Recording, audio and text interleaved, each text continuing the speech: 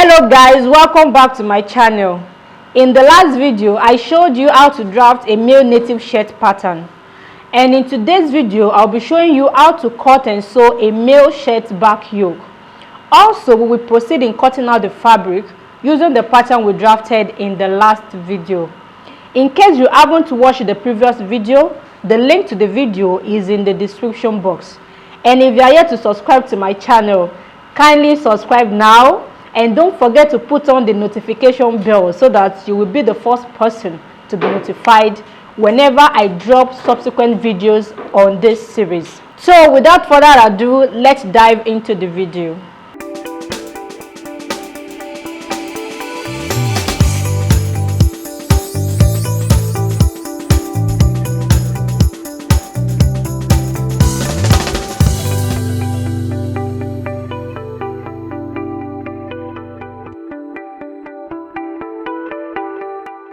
In drafting the shirt back yoke, I will be making use of the pattern we drafted in the previous video. This is the back panel, and that is because we are using the yoke for the back. So I will trace out the neckline and the shoulder line on a fresh pattern paper. This is the center back, and I'm using this side also as the center back.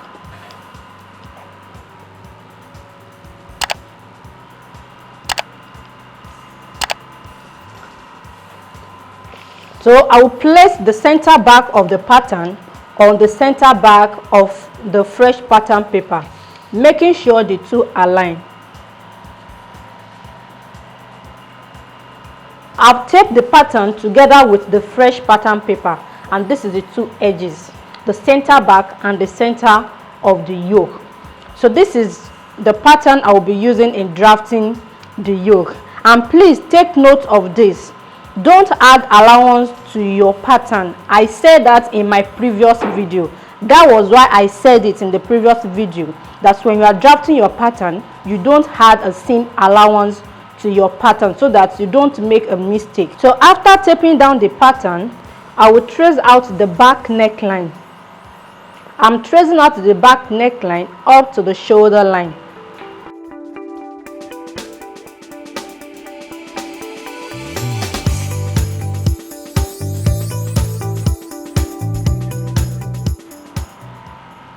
So I've traced the neckline and the shoulder line, and I will remove the pattern.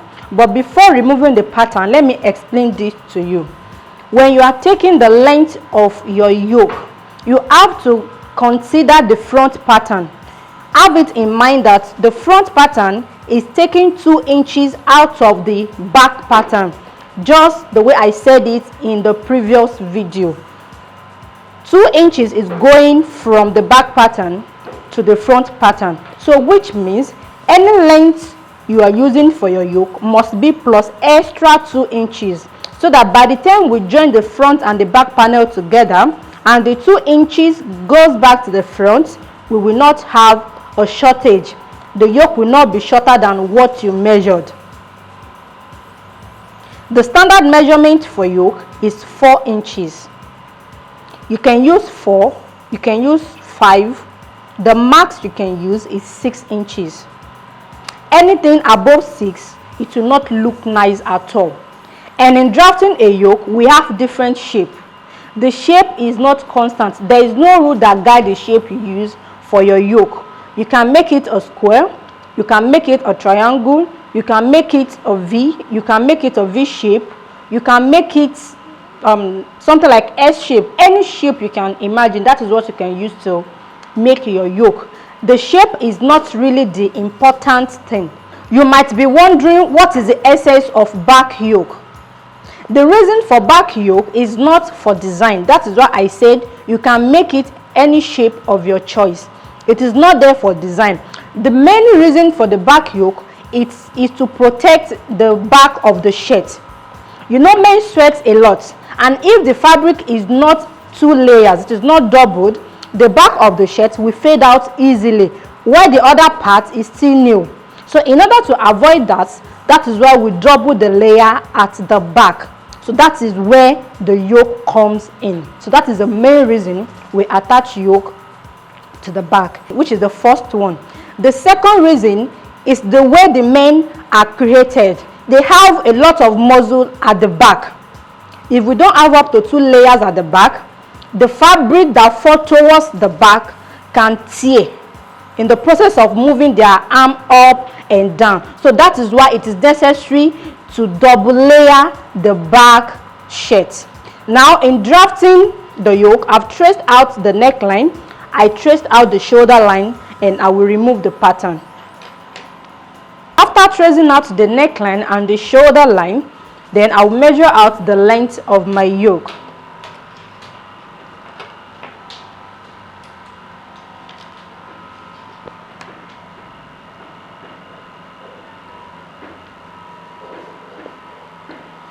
I want my yoke to be 5 inches long. So the yoke will be 5 inches long. And don't forget, I said it earlier that 2 inches is going for the front, which means I must add the 2 inches with the 5 inches. So instead of measuring 5 inches, I will measure 7 inches. I will measure 7 inches. So after measuring the length of my yoke, then I will measure the width of my yoke. So the width of my yoke would be the real measurement I'm using, which is 5 inches. You understand? The real length I'm using is 5 inches. I added 2 inches to it because the front will take 2 inches out of the back. So that is why I made it 7 inches. So the real measurement is what I will measure for the width, which is 5 inches. And please take note, when you are measuring the length of your yoke, it starts from the neckline depth. This is going off, it's not part of it, you are still going to trim this off. So the measurement for the length starts from those points, while the measurement for the width starts from the neckline width points, which is this point. So I will lay the tip of my measuring tape on that point, then measure 5 inches.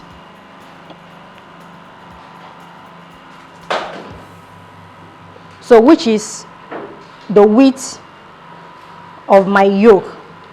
Now it is now left to you the shape you want your yoke to have. So this is the straight one and this is the curved one. So you can choose any one for yourself. For the triangle or square shape,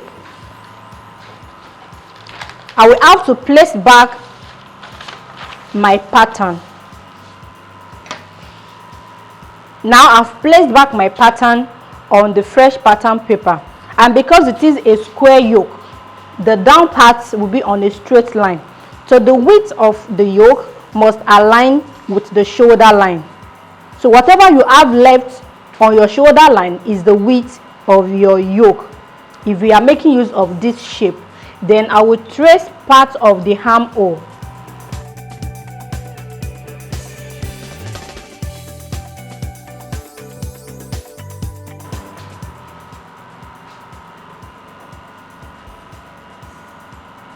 Can you see that? I will trace it out, measure it.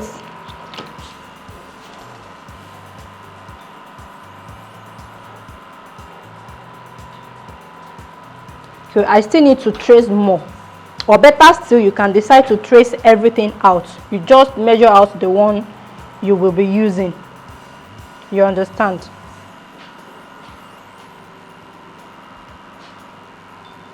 So I think it's okay at that point. Then I will remove my pattern.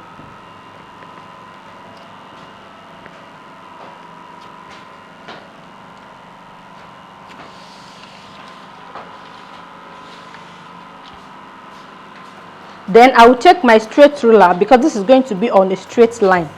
Place it on the depth of the yoke, which is the length of the yoke. We have different straight lines on my ruler. I will make sure the straight line align with the edge of the pattern paper. So once the two lines are aligned, that means I'm having a straight line, as you can see. Then I will draw it out from the center back to the armhole. So this is another shape for back yoke. So you can create any shape of your choice, any shape you like. Another thing is, instead of making this also a straight line, I can apply the effect I applied on the V shape to this as well. So I will just take my pant curve. So instead of making use of a straight ruler, so I'll just take my pant curve, position it this way. The curved side, which is the back, is facing towards the shoulder. It's facing the shoulder.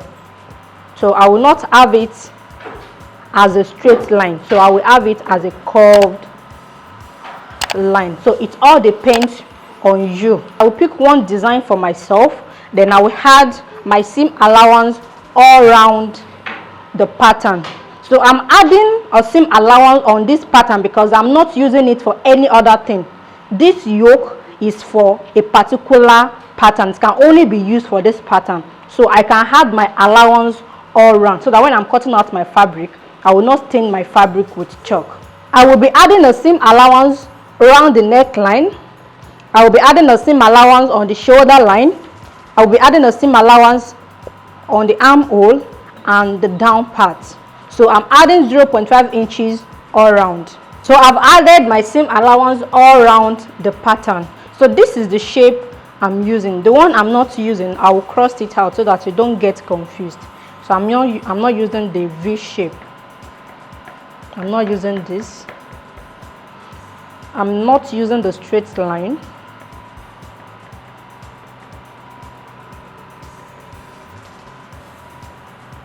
So this is the shape I'm using, and this is the allowance. I added 0.5 inches as my seam allowance purposely because that is what I will be adding on the pattern.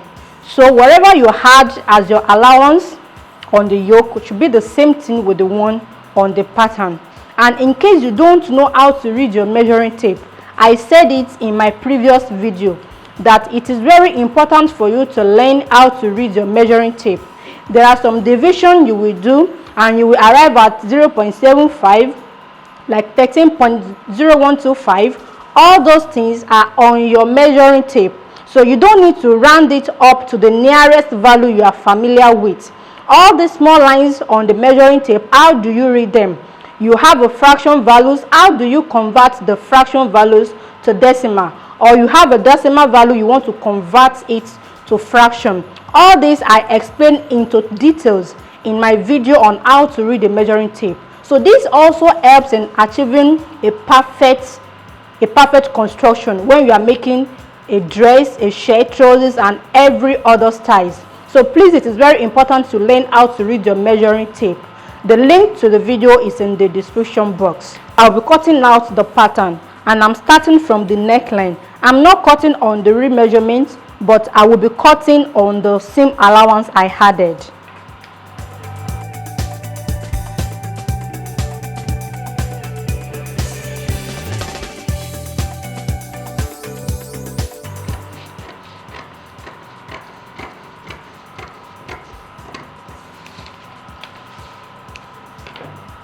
Then I will label it as the back yoke.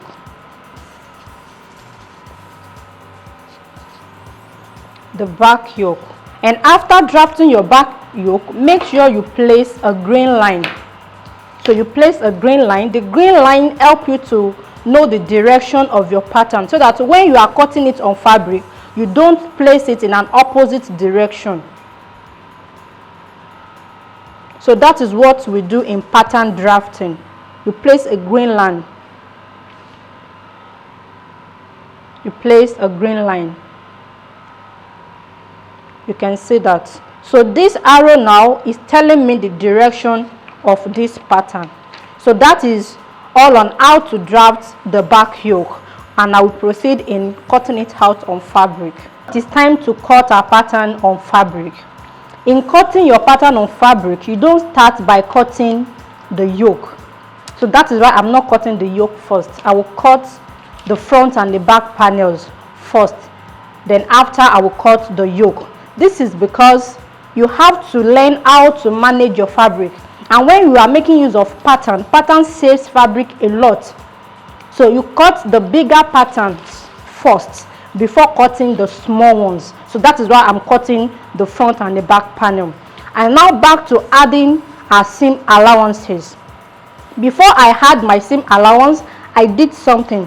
I measured the front armhole and I measure the back armhole. Then I add the two together, compare it with the armhole circumference measurement. So let me show you what I did.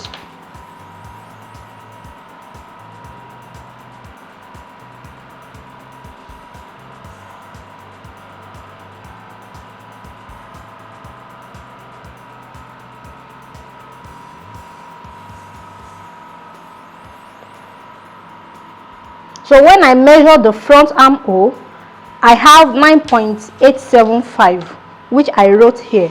Then I measure the back armhole as well.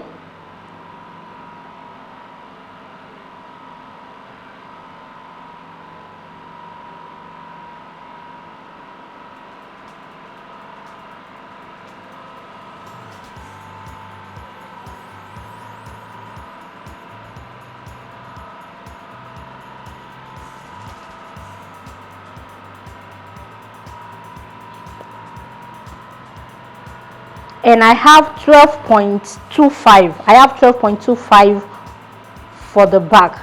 So adding the two together, 12.25 plus 9.875. So you can see it is necessary for you to learn how to read the measuring tape. So 12.25 plus 9.875, adding 9 plus 12, that is 21. Then 0.25 plus 0.875, that is 1.125. So which means I have 22.25 in total for the armhole on my pattern, and the armhole circumference of the wearer is 19. So which means the difference I have in between is too much. So it's too much. Because of that, I decided to move the armhole line upward back to the temporary chest level I told you in the previous video. You know, I told you I have the temporary chest level and we have the real chest level. After subtracting 2 inches from the real chest level, I have the temporary chest level. So I moved the armhole line. This is the armhole line I used. So I moved it back to the temporary chest level. So when I move it back to the temporary chest level, I took the measurements again. I took the measurement of the back and I get the desired value I needed for the armhole. So that is what I did off the camera. So now, adding the seam allowance, I don't want to add the seam allowance on my fabric because it is white. I don't want it to stain. So that is why I duplicate the front and the back panels. So this is the copy I made. Then I added the seam allowance all around. Now let me explain how I added the seam allowances. I added 0.5 inches on the neckline. So when you are adding your seam allowance, just place your measuring tape on the shape of the neckline, following the shape. As a beginner, it is advisable you go slowly. Make sure the dotted points are close to each other, not too far, so that when you are joining, when you are connecting the points together, it will give you the real shape of the neckline. So that is how I arrived at this. And you can see I wrote neckline 0.5. This symbol means inches. That's 0.5 inches seam allowance. On the shoulder line, I did the same thing. Following the shape of the shoulder, I added 0.5 inches. Then come to the armhole. So this is what I was explaining earlier. This is the temporary chest level. So this is the previous pattern we drafted in the previous video. So this is the temporary chest level. I added 1.5 inches to the temporary chest level and make it the armhole line. But when I discovered the measurement is too much, so that is why pattern drafting is very easy. You want to be a professional fashion designer, you make use of pattern drafting. Pattern drafting helps you to be flexible in your drafting. You know the reason why you have excess or shortage, and you will know the exact point to correct it. So you do all corrections on your pattern before cutting out your fabric. Making use of a pattern does not make you an amateur. Professionals make use of pattern drafting, which is a standard method of clothing construction. Okay, so I moved the armhole line back to the temporary chest level. So that is why you see my armhole falling on the temporary chest level. As you can see, so I reconstructed the armhole on the temporary chest level. Then I added 0.5 inches as the seam allowance. So come to the side, I added 1 inches or 2 on the chest level, the temporary chest level. I added 1 inch. You can see I wrote 1 inch. The real chest level, I added 1 inch. If you are wondering or confused what is temporary chest level or real chest level, I will advise you go back and watch the previous video on how to draft a male native shirt pattern. So I have a detailed explanation, the differences you have in between the two measurements. So let's proceed. So 1 inch on the temporary chest level, 1 inch on the real chest level, 1 inch on the waist level, 1 inch on the hip level, and I connected the point together the same way I connected the real measurements when I was drafting the pattern. The ruler you used in connecting from chest level to the waistline is what you use in connecting the seam allowance as well. The ruler you use in connecting from waist level to the hip level is what you use in connecting the seam allowance as well. Now come to the shirt length. I told you this is where the stitch is stopping. So the remaining parts would be a vent on both sides of the shirt. So I added extra inches from the hip level. So this is what I did to get this shape. You see the remaining part of this paper, I have it all through to the shoulder line. So when I get to the hip level, from here to here, I measured 1 inch, which is this point. Then I added extra 1.5 inches. So which means from here to here, I have 2.5 inches. On the shirt length, from that point to this edge, I have the same 2.5 inches. So when I'm cutting out the pattern, I'm cutting on the 1 inches downward to the hip level. So when I get to the hip level, I cut it out this way to meet the 2.5 inches point. Then I bring it down to the hem line. So that is how I achieved this shape, if you are wondering how I did that. So the same method I used in adding the seam allowance on the front panel is what I used in adding seam allowance on the back panel as well. So I've pinned my pattern together with my fabric. So this is the fabric I'm using, and the fabric is on fold. So this is the center. So the center of your pattern falls on the unfold side, the folded side of the fabric. So that is what I did. And this fabric is on the wrong side. You can see I'm folding it on the wrong side for 2 reasons. The first reason is because it is white. I don't want it to stain. That is the first reason. And the second reason is because it is a plain fabric. There is no pattern. But if you are making use of pattern fabric, most especially if the pattern is directional pattern, you know, we have directional pattern and we have non-directional pattern. So if you are making use of fabric with patterns, most especially if the pattern is directional, please cut out on the right side so that you follow the shape or create the shape you want for the design, so that you don't make an horrible design after constructing your shirt. So this is a plain fabric. I can position my pattern anyway, anyhow I like it. So I will cut out the pattern.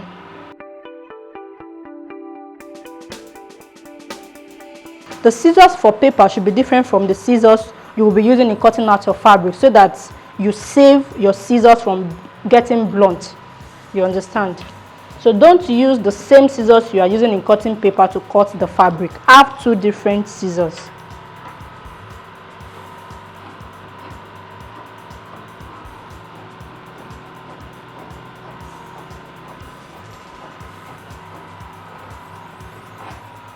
When you are cutting, be careful. Don't add extra allowance to your fabric. Make sure you cut very close to the pattern, and don't cut out of the pattern. Don't cut out of the pattern. You learn and train yourself how to do this, and you will find it very easy. Okay, so go slowly. Don't rush when you are cutting. You cut it slowly. and make sure you follow the shape. Follow the shape, cut very close to the edge of the pattern. Don't trim out of the pattern.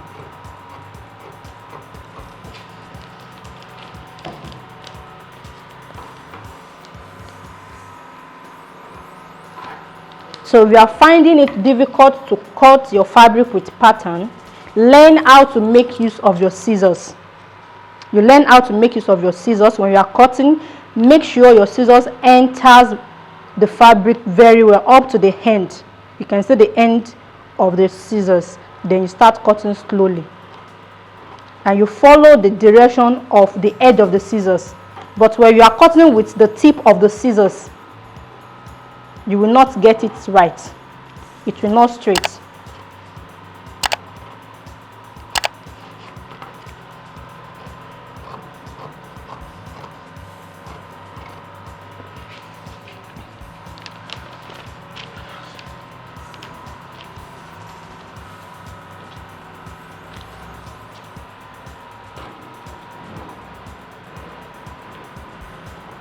So I'm on the armhole now. I'm cutting the armhole area.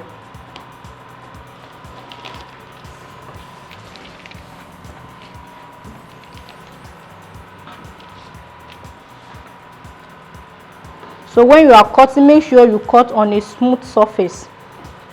Smooth surface.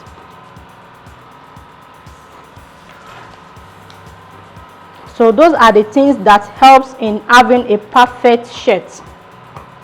It helps in having a perfect construction, so you don't have any issue after the constructing of shirts. And when you are making use of pattern, you don't adjust. Not only for male wears, even for female wears, you don't have any reason to adjust, because all adjustment has been done on the pattern. So you sew to fit. Okay, you sew to fit.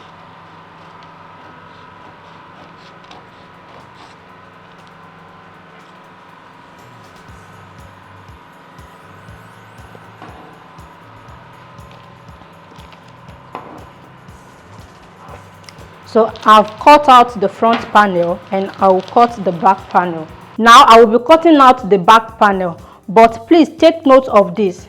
Unlike the female wears where we have opening at the center back, for the male shirts the back is unfold, so we have the back to close like that of the front, so it is not open because we are not attaching anything at the center back. So when placing your pattern on the fabric, avoid the name on the fabric. So don't cut it together with your pattern.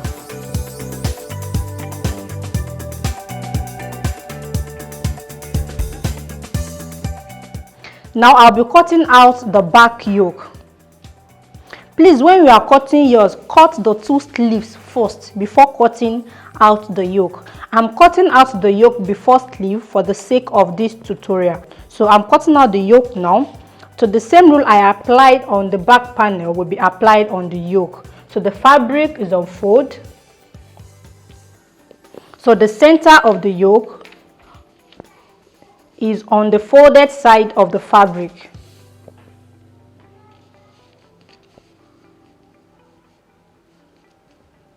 So, and I will pin it down. When you are cutting your fabric, make sure you pin the pattern together with the fabric, and don't remove the pins. Don't separate your pattern from fabric until when you place your notches. So after the cutting of the yoke, I will show you how to place notches on fabric. The notches helps a lot in clothing construction, so don't remove your pattern until when you place your notches. I've pinned my pattern together with the fabric, so I can proceed in cutting it out.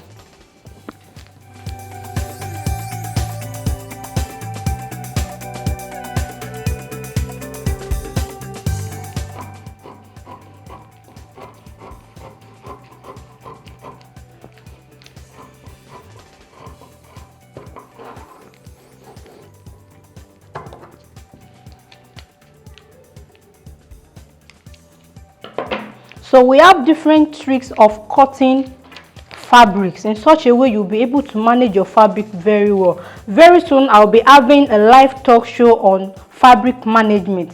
What can you do to manage your fabric, and when you are using different types of fabric, how do you cut when you are using a directional fabric? So I'm going to differentiate, show you the difference between directional and non-directional fabric. So how do you cut directional fabric, the fabric with pattern and the pattern is directional?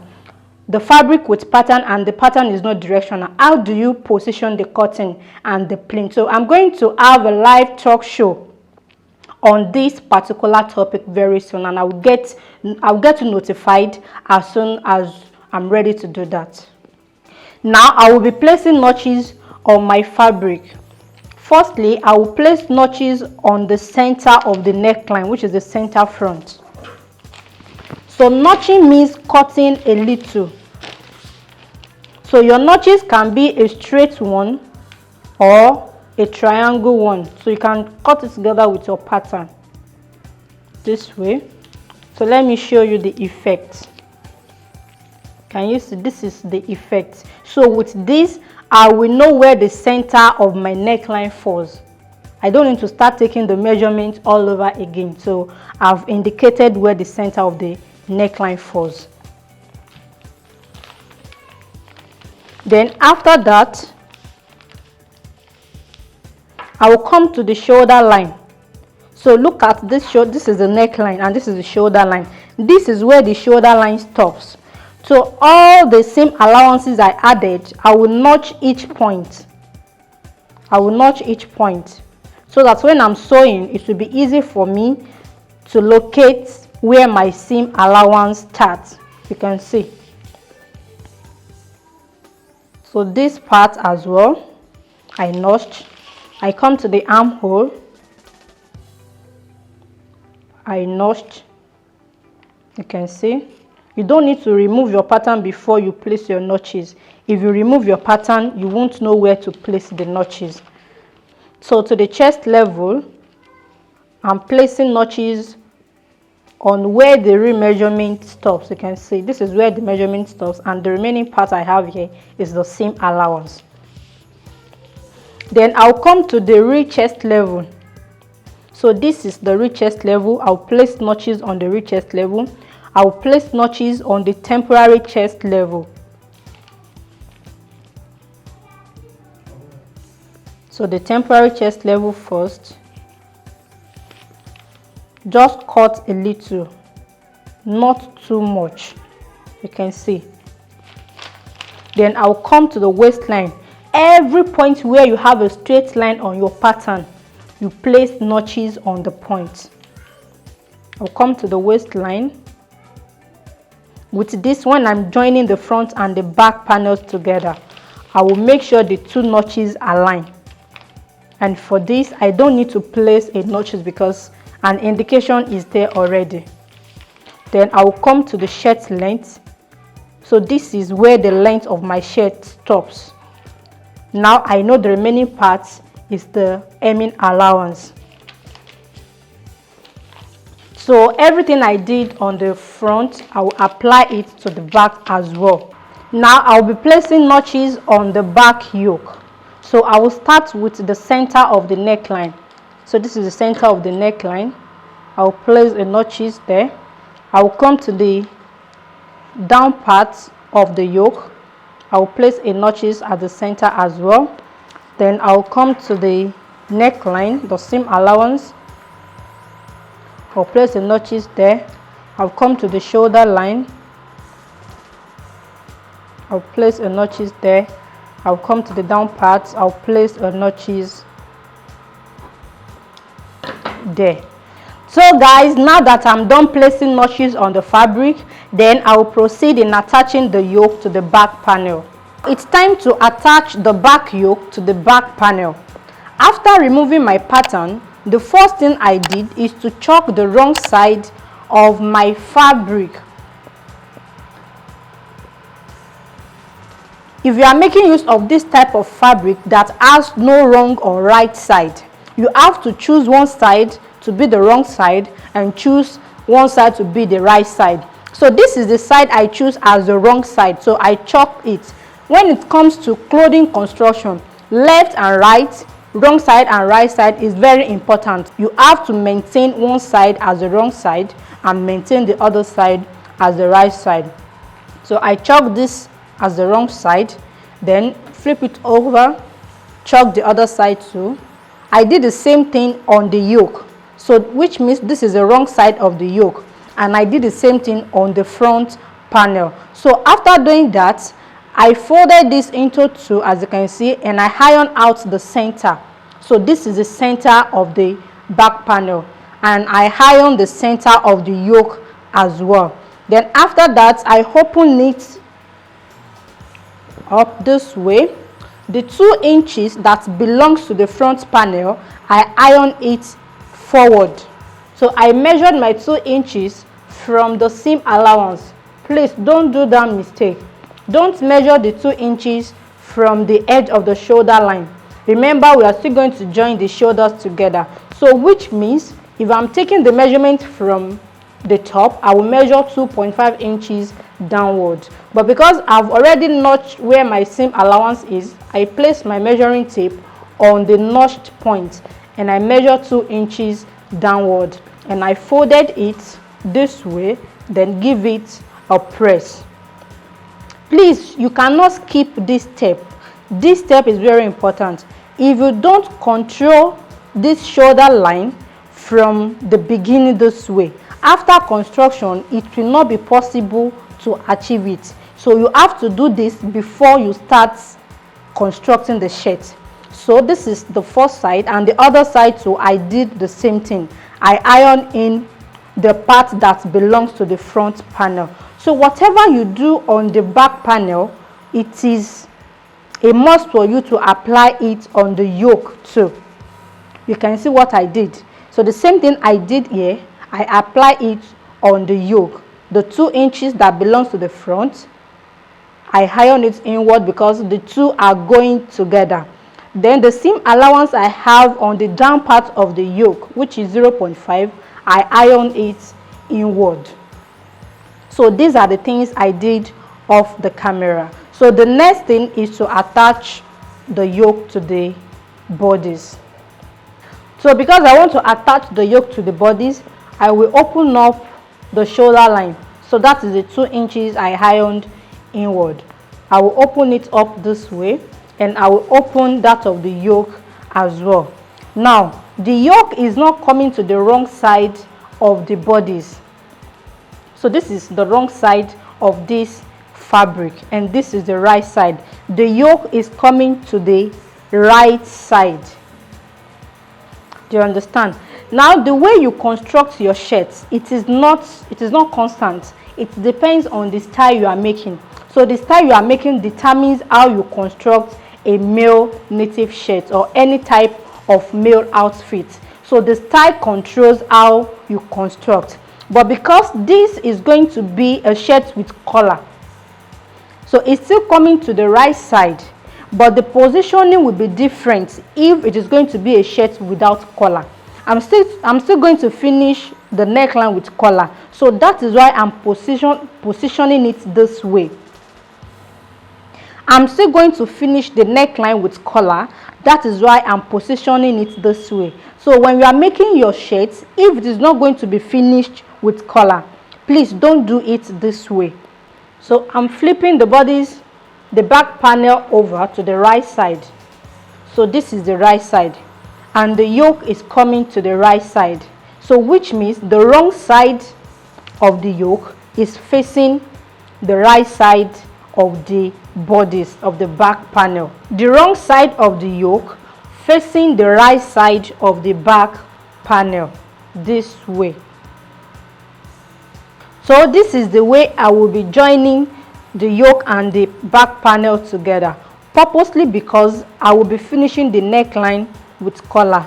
So again, the wrong side of the yoke facing the right side of the bodies of the back panel.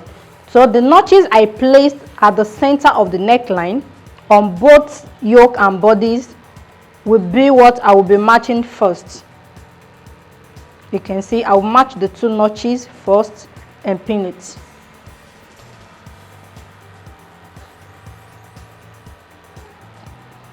Then after that, I will continue aligning the two necklines together. So when you are sewing, always work with pins. Work with pins. So you can see what I did. I come to the notch area here. I match the two notched points. Pin it.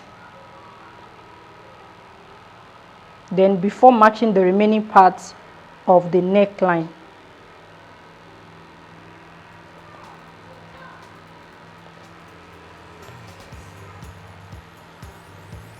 So I'll come to the other side and do the same thing.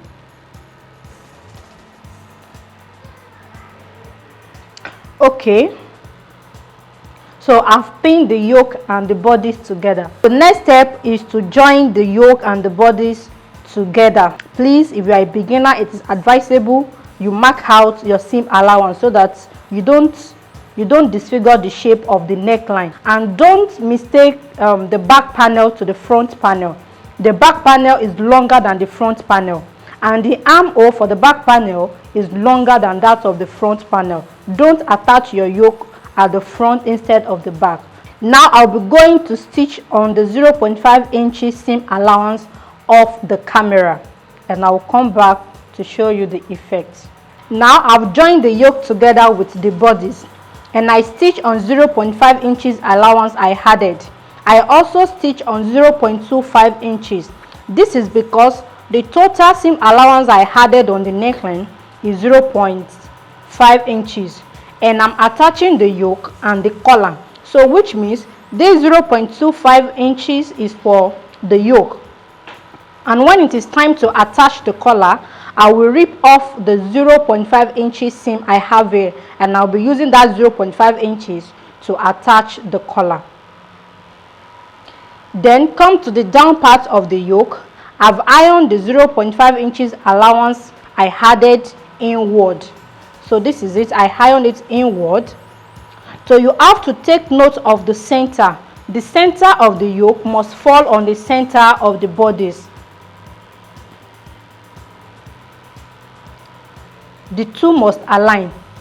So you can see this means my cutting and my sewing is accurate. The center of the yoke falls on the center of the bodies. Then I will take a pin and pin the points. So that is the center. So now that I've pinned down the center, I will take this to my sewing machine and stitch. I'll finish attaching the yoke to the bodies. As you can see, I've stitched the edge of the yoke. So this is the effect, and you can see how smooth and neat it is. And this is the shoulder line. That's all on how to attach a yoke to the back panel. I'm sure this video has been helpful.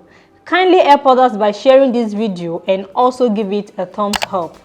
Till we meet next time, when I'll be dropping another exciting video from the stable of Reggae School of Fashion. Always remember, there is no elevator to success. You have to take the stairs.